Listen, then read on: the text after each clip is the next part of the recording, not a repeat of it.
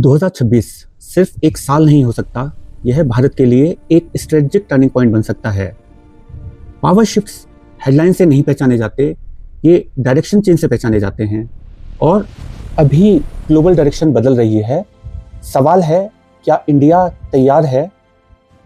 दुनिया इस समय एक साइलेंट स्ट्रेटेजिक कॉम्पिटिशन में है। एक तरफ यूनाइटेड स्टेट्स, जिसने डिकेड्स तक ग्लोबल ऑर्डर शेप किया है, दूसरी तरफ चाइना, जो स्केल और स्टेट ड्रिवन टेक्नोलॉजी पुश से बैलेंस ऑल्टर कर रहा है। ये कोल्ड वॉर नहीं है, ये AI, semiconductor control, data governance और सप्लाई चेन मैनेजमेंट का युग है। एआई अब इनोवेशन नहीं है, पावर करेंसी है। और इसी कॉन्टेक्स्ट में इंडिया क्रिटिकल बन जाता है। लेकिन एक अनकंफर्टेबल रियलिटी है, इंडिया की अपॉर्चुनिटी परमानेंट नहीं है। इंडिया अब सिर्फ इमर्जिंग इकोनॉमी नहीं है, demographic scale, digital public infrastructure, strategic neutrality, expanding defence capability, events जैसे इंडिया एआई इम्पैक्ट समिट 2026 जो अभी रिसेंटली हुआ था दिल्ली में, ये सिग्नल देते हैं कि इंडिया अब ऑब्जर्वर नहीं रहना चाहता, इंडिया सीट चाहता है डिसीजन लेवल पर। पार्टिसिपेशन से ज़्यादा इंपॉर्टेंट है इन्फ्लुएंस।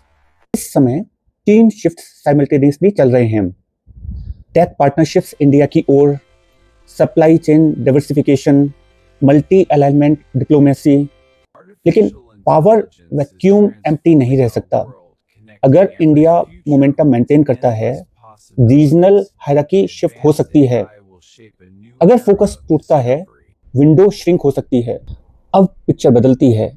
अगर इंडिया सक्सीड करता है तो ग्लोबल पावर आर्किटेक्चर रिराइट हो सकता है।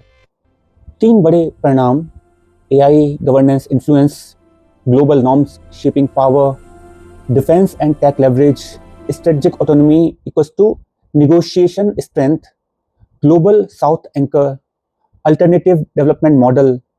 रूल मेकर बनने का मतलब प्रेस्टीज नहीं, पॉलिसी कंट्रोल है। जो रूल्स डिफाइन करता है, फ्यूचर उसी का होता है। लेकिन एम्बिशन अलोन पर्याप्त नहीं है, चैलेंजेस रियल हैं। Execution speed, infrastructure gaps, policy continuity, external pressure.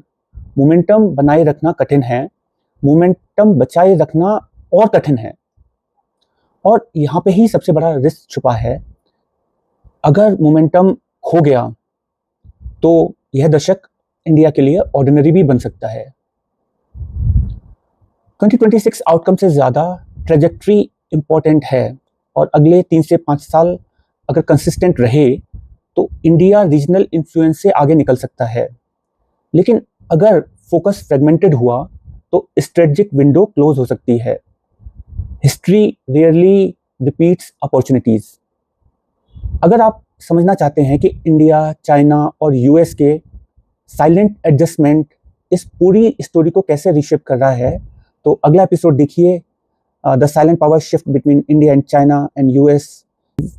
यह कॉफ़ी पे संवाद है, हम नॉइज़ नहीं पावर डिकोड करते हैं। सब्सक्राइब कीजिए अगर आप हेडलाइन से आगे सोचते हैं तो। धन्यवाद।